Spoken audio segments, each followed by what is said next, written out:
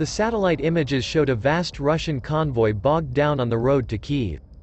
Military experts said the 17-mile column, which more than doubled in size overnight on Monday, was a sitting duck for Ukrainian artillery and drone strikes. About 20 miles from where it was last spotted, the Russian advance appeared to have hit a wall. In Bucha, 15 miles northwest of Kyiv, images posted online showed the bloody aftermath of one of the most brutal ambushes and firefights of the 5-day-old war. In Kyiv itself, Russian Special Forces troops were halted by guards at one of the city's most famous religious landmarks.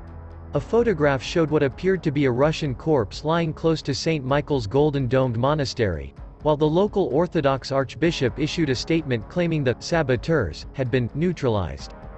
As talks were taking place just across the border in Belarus, Russian troops faced being massacred on the roads into the capital. If Russians were being killed by church guards, the resistance could clearly be no pushover. On Monday, there were reports of loud explosions on the edge of the Kyiv as the Russian army attempted to make its move on the capital. However, the evidence of the fight it faced was highlighted by mobile phone footage of the mangled wreckage of tanks and armored personnel carriers in Bucha's residential quarter. About 15 vehicles had been destroyed along with much of a half-mile section of the street. Trees and houses that lined the road had disappeared in the explosions.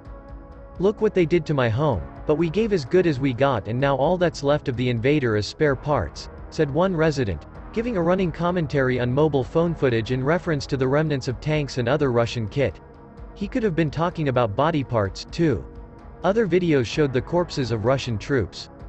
Anatoly Fedorik, the mayor of Bucha, celebrated the defeat even as he surveyed the destruction. "The armed forces of Ukraine stopped the enemy's column. These are the results of their invasion and the work of our armed forces. Unfortunately, the private sector, houses, also received damage, but we will rebuild. Wishing health to our armed forces who have worked very well. Everything will be Ukraine." British Defence Intelligence issued its own update on Monday, suggesting Russian forces had become immobilized.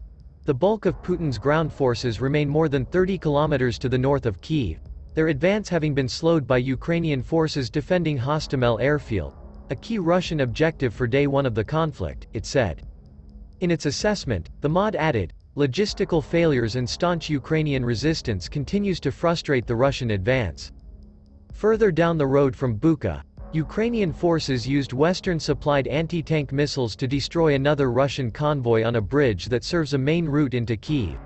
The Russian column had been obliterated and corpses lay at the side of the road. Ukrainian officials briefed CNN that they were enthused by the victory on the bridge. The northwest route into Kyiv from the Belarus border via the wastelands of the radioactive Chernobyl nuclear power plant had been key to Vladimir Putin's hopes for a speedy end to a conflict that threatens to drag on for weeks, maybe longer. Ukraine is being rearmed by the West, while the Russian advance on the capital appears, at least for now, to have stalled. Russia's military leaders had planned a lightning attack by seizing control of Hostomel airport and the spot where the convoy was wiped out. Special forces had claimed control of the airfield in the first hours of fighting, sending in attack helicopters to offer air support for the ground forces. The plan had been to bolster numbers by flying in airborne troops on huge Ilyushin Il-76 transporters before making a direct attack on Kyiv's seat of power, capturing President Volodymyr Zelensky, overthrowing his government and putting in its place a puppet regime. But the battle for Hostomel was lost by Russia and Ukraine retains control.